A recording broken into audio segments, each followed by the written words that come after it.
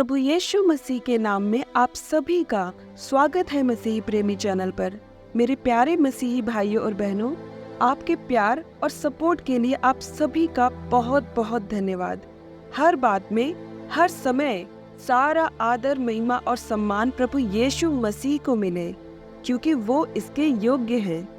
जैसा कि आप जानते हैं कि ये वीडियो सपनों और उसके अर्थ के बारे में है, इसलिए मैं आपको बता दूं कि सपना और उसका अर्थ बताना ये बहुत ही बड़ा और गहरा विषय है। ये एक वीडियो में बताया नहीं जा सकता, इसीलिए मैं इस पर कई वीडियोस बनाऊंगी पार्ट बाय पार्ट, क्योंकि आप लोगों के बहुत सारे कमेंट्स मुझे आए हैं कि मेरे सपने का अर्थ बताएं। अब आप समझ सकते हैं कि कमेंट में हर किसी के सपने का अर्थ बताना, वो भी डिटेल में, मुमकिन नहीं है। इसीलिए मैं इसके कई पार्ट बनाऊंगी। अगर आप सहमत हैं और चाहते हैं कि इस विषय पर और भी वीडियोस बनाऊं, तो कमेंट में मेक मोर वीडियोस जरूर लिखिएगा, और परमेश्वर की इच्छा रही तो मैं इस विषय पर वीडियो जरूर बनाऊंगी। मेरे प्यारे मसीहियों, मैं आप सभी के सारे कमेंट्स पढ़ती हूँ, जो कि सारे ही मेरे लिए बहुत वैल्यूएबल हैं, पर हर एक का जवाब दे पाना संभव नहीं हो पाता है। अगर कमेंट में आपका कोई जरूरी विषय मुझसे मिस हो जाए तो मुझे क्षमा करें, और डिस्क्रिप्शन बॉक्स में दिए गए ईमेल आईडी पर मुझे एक बार फिर से मेल करें। आइए हम अपने विषय पर आगे बढ़ते हैं। इस वीडियो में मैं आपसे शेयर करने जा रही हूँ कि अगर आप किसी मृत परिजन, दोस्त, रिश्तेदार या पहचान वाले को अपने सपने में देखते हैं तो उसका अर्थ क्या होता है। तो प्लीज अंत तक मेरे साथ इस वीडियो में बने रहें और इस वीडियो को पूरा देखें। सबसे पहले हम बाइबल में देखेंगे कि बाइबल मृत लोगों के बारे में क्या कहती है। उसके बाद मैं बताऊंगी कि इस तरह के सपने का अर्थ क्या होता है।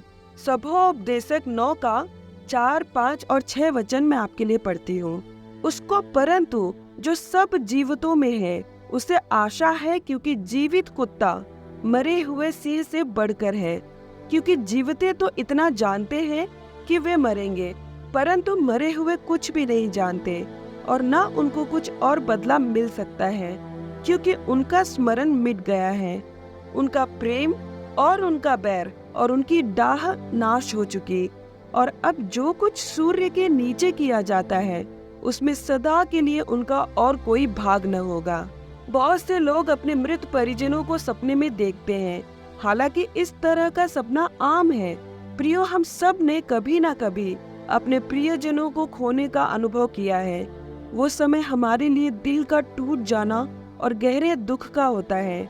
पर क्या उन्हें सपने में देखना और सपने में उनका जीवित दिखाई देना, ये सपना कुछ कहता है? और जरूरी नहीं है कि सपने में दिखाई देने वाला व्यक्ति कोई परिजन ही हो। वो दोस्त, पड़ोसी या कोई दूर का जान पहचान वाला भी हो सकता है, जिसकी मृत्यु हो गई हो पर वो हमें हमारे सपने में जीवित दिखाई दे रहा है। सबसे पहले मैं आपको ये बताना चाहूंगी कि परमेश्वर नेक्रोमेंसी यानी कि किसी भी माध्यम से मृत लोगों से संपर्क साधने के खिलाफ है। परमेश्वर को नफरत है इस बात से। लय व्यवस्था 1931 ऐसा लिखा है कि ओझाओं और भूत साधने वालों की ओर न फिरना, और ऐसों को खोज करके उनके कारण अशुद्ध न हो जाना। मैं तुम्हारा परमेश्वर यहोवा हूँ। पर इंग्लिश में ऐसा लिखा है, Leviticus 1931, regard not them that have familiar spirits, neither seek after wizards to be defiled by them, I am the Lord your God. तो ऐसे लोगों से सलाह लेना या उनके पास जाना जो तांत्रिक, ओझा या ये दावा करते हैं वो आपको आपके मरे हुए प्रियजन से बात करवाएंगे, परमेश्वर को बिल्कुल पसंद नहीं। बल्कि ये सब करने से एक द्वार जरूर खुल जाएगा आपके जीवन में दुष्ट आत्माओं को प्रवेश करने का, क्योंकि ऐसे लोग जो कुछ भी आपको बताते हैं वो जानकारी वो दुष्ट आत्माओं से प्राप्त करते हैं और फिर आपको बताते हैं। अब मैं आपको बताती हूँ कि अगर आप मरे हुए लोगों को अगर अपने सपने में देखते हैं तो उसका मतलब क्या होता है। तो जैसा कि हमने सभोपदेशक 9 के 4, 5 और 6 में पढ़ा कि जिन लोगों की मृत्यु हो जाती है वे लोग अब कुछ भी नहीं जानते। उनका प्यार, नफरत, गुस्सा सब खत्म हो गया, और सूर्य के नीचे यानी कि पृथ्वी पर जो कुछ भी होता है या किया जाता है, उन सब में उनका कोई भाग नहीं होगा अब कभी। तो इस वचन के आधार पर अगर मैं आपको समझाऊं, तो आप जिन मृत लोगों को अपने सपनों में देखते हैं, वो असल में वे है ही नहीं, बल्कि वो दुष्ट आत्माएं होती हैं जो आपके परिजन का या जान पहचान वाले किसी व्यक्ति का रूप धर के आती हैं, जिन्हें कहा जाता है फैमिलियर स्पिरिट्स। जैसा कि हमने वचन में भी पढ़ा लेविटिकस 1931 में, कि जो तांत्रिक और ओझा वगैरह होते हैं वो फैमिलियर स्पिरिट्स का सहारा लेते हैं हमसे, हमारे परिजन से बात करवाने में। असल में वो हमारे परिजन होते ही नहीं हैं, वो फैमिलियर स्पिरिट्स होती हैं। देखिए प्रियो, हो सकता है कि आप मेरी इस बात से नाराज हो और आप कमेंट में भी कहें कि अरे हम अपने प्रियजनों को सपने में देखकर खुश होते हैं, हमें अच्छा लगता है। उसके बारे में भी आप कह रही हैं कि बुरी बात है, पर सच्चाई आप तक पहुंचाना मेरे लिए बहुत जरूरी है, क्योंकि अगर सच कड़वा है इसलिए मैं ना बताऊं तो मैं दोषी ठहरूंगी। हमारे हिंदू भाई बहनों में भी इस बात को लेकर कई मान्यताएं हैं, अच्छी और बुरी दोनों। पर अगर मैं बात करूं हमारे मसीही समाज की, तो उसके अकॉर्डिंग किसी भी मृत परिजन को अपने सपने में देखना, चाहे वो कितना भी करीबी हो, चाहे माँ, पिता, दोस्त, रिश्तेदार, जान पहचान वाले कोई भी हो, वो एक अच्छा सपना नहीं है। आप ऐसे सपने को देखकर खुश न हो कि आज मेरी माँ सपने में आई जिसे मैं खो चुकी हूँ, या मेरे प्यारे पिताजी सपने में आए, मेरा जिगरी दोस्त मेरे सपने में आया। क्योंकि अब वो व्यक्ति जो आपके सपने में आया, वो अगर पृथ्वी पर जीवित नहीं है, तो वो अब कोई भी अधिकार नहीं रखता पृथ्वी पर या पृथ्वी की किसी भी चीज या व्यक्ति पर। ऐसे में वो उस स्थान को चला जाता है जो परमेश्वर ने उसके लिए निर्धारित किया है।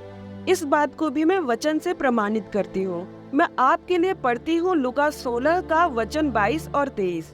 और ऐसा हुआ कि वह कंगाल मर गया और स्वर्ग दूतों ने उसे लेकर अब्राहम की गोद में पहुंचाया, और वह धनवान भी मरा और गाड़ा गया, और अधोलोक में उसने पीड़ा में पड़े हुए अपनी आंखें उठाई और दूर से अब्राहम की गोद में लाजर को देखा। अब इस वचन में हम देखते हैं कि एक कंगाल व्यक्ति जिसका नाम लाजर था और एक धनवान व्यक्ति, वो दोनों ही मर गए, और लाजर चला गया अब्राहम की गोद में, बल्कि ले जाया गया स्वर्गदूतों द्वारा, और धनी व्यक्ति गाड़ा गया और अधोलोक में चला गया। अगर आपने कंगाल, लाजर और धनी व्यक्ति के बारे में नहीं पढ़ा है बाइबल में, तो मैं आपसे रिक्वेस्ट करती हूँ कि एक बार लूका अध्याय 16 का वचन 19 से लेकर 31 तक जरूर पढ़िएगा, क्योंकि ये जो प्रभु यीशु ने बताया सिर्फ एक कहानी नहीं है, बल्कि एक ट्रू इवेंट है। तो इस वचन के अनुसार दोनों मरकर अपने अपने निर्धारित स्थान पर पहुंच गए, और उनका अब पृथ्वी पर कोई भाग नहीं है। तो समझने वाली बात यह है कि जब किसी की मृत्यु हो जाती है और वह मरने के बाद अपने निर्धारित स्थान पर चला जाता है जो परमेश्वर ने उसके लिए निर्धारित किया है, तो अब वो आपके सपनों पर भी अधिकार नहीं रखता है, क्योंकि मनुष्य या उसका सपना ये पृथ्वी का भाग है। देखिए प्रियो, हम उन्हें याद कर सकते हैं, अपने सोचों में, विचारों में उन्हें याद कर सकते हैं, उनके लिए दुख, खुशी सब कुछ महसूस कर सकते हैं, उनकी अच्छी बातें, बुरी बातें जो भी हम याद कर सकते हैं। हमारे विचारों में हम आने से उन्हें नहीं रोक सकते, परंतु उनका हमारे सपनों में आना, इस बात का अधिकार अब उनके पास नहीं है। और बाइबल सीधा सीधा कह रही है कि पृथ्वी के किसी भी बात में मृत व्यक्ति का कोई भाग नहीं है। तो जो हमारे सपने में आते हैं, हमारे प्रियजन, वो हमारे प्रियजन नहीं, बल्कि वो दुष्ट आत्माएं होती हैं जो हमारे सपनों के माध्यम से हमें नुकसान पहुंचाना चाहती हैं। ये दुष्ट आत्माएं हमारे उस प्रियजन का या जान पहचान के व्यक्ति का रूप धर के आती हैं ताकि हमारा भरोसा जीत सके। अब आप सोचेंगे कि सपनों पर तो हमारा कोई नियंत्रण नहीं होता कि हम सपने में क्या कर रहे हैं या क्या हो रहा है उस पर काबू पा सके, पर हमारी बाइबल बताती है कि हमारे सपनों के द्वारा परमेश्वर हमसे बात करते हैं, हमें निर्देश देते हैं। जैसे कि पिलातुस की पत्नी ने सपना देखने के बाद अपने पति पिलातुस को चिताया कि तू इस धर्मी मनुष्य यानी कि प्रभु यीशु मसीह के मामले में हाथ न डालना, और माँ मरियम के मंगेतर यूसुफ को भी सपने में स्वर्गदूत के द्वारा परमेश्वर ने निर्देश दिया। और आपको बता दो कि राजा सुलेमान एक दिन वो सोने गया और सोते वक्त परमेश्वर ने उसे सपने में दर्शन देकर पूछा कि बता मैं तुझे क्या दूं। और जो सुलेमान ने सपने में परमेश्वर से मांगा, परमेश्वर ने उससे कहीं बढ़कर उसे उसकी असल जिंदगी में दिया। सुलेमान सोया तो एक साधारण सा राजा था, पर जब वो इस सपने को देखकर उठा तब वह इस पृथ्वी पर सबसे श्रेष्ठ बुद्धि वाला राजा बनकर उठा। परमेश्वर ने सुलेमान को उसके सपने में ही आशीषित कर दिया था। इसीलिए अगर आप बाइबल पर विश्वास रखते हैं, बाइबल के परमेश्वर पर विश्वास रखते हैं, तो आपको अपने सपनों को अनदेखा नहीं करना चाहिए, क्योंकि जैसे परमेश्वर हमारे सपने में हमसे बात करते हैं, निर्देश देते हैं या चेतावनी देते हैं, वैसे ही दुष्ट आत्माएं भी हमारे सपनों का इस्तेमाल करती है, हमें सताने के लिए, नुकसान पहुंचाने के लिए। अब ये दुष्ट आत्माएं जानती हैं कि अगर वो आपके सपने में अपने असल रूप में आएंगी तो आप उन्हें अपने पास भी फटकने नहीं देंगे या आप उनके पास भी नहीं जाएंगे। इसीलिए वो आपके प्रियजनों का या किसी जाने पहचाने व्यक्ति का रूप धर के आती हैं, आपको डिसीव करने के लिए, ताकि आप उनके खिलाफ कोई एक्शन ना लें और वो आपको आराम से धोखा दे जाएं। अगर आप किसी मृत व्यक्ति को अपने सपने में देखते हैं तो आप नोटिस करेंगे कि आने वाले कुछ दिन में कोई न कोई छोटी बड़ी परेशानी आपको अपने जीवन में देखने को मिल सकती है। आप मेरी बात पर विश्वास ना करें तो भी आप ये खुद भी अनुभव कर लेंगे ऐसा सपना देखने के बाद। और अगर आपको पहले से अनुभव है तो अब आगे मैं जो बताने जा रही हूँ उस पर ध्यान दीजिएगा। अगली बार जब भी आप ऐसे सपने देखते हैं जिसमें आपको कोई मृत व्यक्ति दिखाई देता है, तो उठने के बाद उस सपने को नकारे प्रभु यीशु मसीह के नाम में। उठने पर तुरंत घुटनों पर आए और प्रार्थना में कहें, हे पिता परमेश्वर, मेरे सपने में जो दुष्ट आत्मा आई, वो जिस भी उद्देश्य से जो भी निराशा, असफलता या बीमारी लेकर आई हो, उसे मैं कैंसल करता हूँ, रिजेक्ट करता हूँ प्रभु यीशु मसीह के नाम में। और मैं इस सपने को धिक्कारता हूँ, नकारता हूँ प्रभु यीशु मसीह के नाम में। और अपने वर्तमान और भविष्य पर मैं प्रभु यीशु मसीह का लहू लगाकर पिता आपके अधीन करता हूँ या करती हूँ प्रभु यीशु मसीह के नाम में। आमीन। इस तरह की प्रार्थना आप उठने के बाद जरूर करें। प्रियो, और एक जानकारी आपको दे दूं कि अगर आप स्पिरिचुअली स्ट्रॉन्ग और सेंसिटिव हैं तो आप ड्रीम में ही इस तरह के सपने को रिब्यूक कर सकते हैं, फटकार सकते हैं। और आप जैसे ही अपने सपने में ऐसा करेंगे, आपको तुरंत पता चल जाएगा कि वो मेरा कोई प्रिय नहीं बल्कि दुष्ट आत्मा थी। इस विषय के बारे में मैंने आपको बाइबल में से भी वचन बताए हैं और मेरा भी व्यक्तिगत अनुभव रहा है और बहुत से लोगों का भी ये अनुभव है।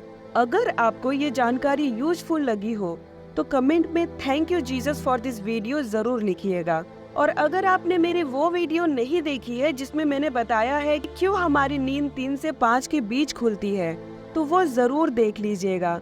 मैंने ऊपर आई बटन दे दिया है उस वीडियो का, क्योंकि उसमें भी सपनों से संबंधित बहुत महत्वपूर्ण जानकारी है। और मेरे जितने भी भाई बहनों ने मुझसे अपना ड्रीम शेयर करके उसका मतलब पूछा था, वो मुझे फिर से डीएम करें मेरे ईमेल आईडी पर। प्रभु यीशु मसीह की आशीषें और बरकतें आप सभी के जीवन में हमेशा बनी रहे। जय मसीह की।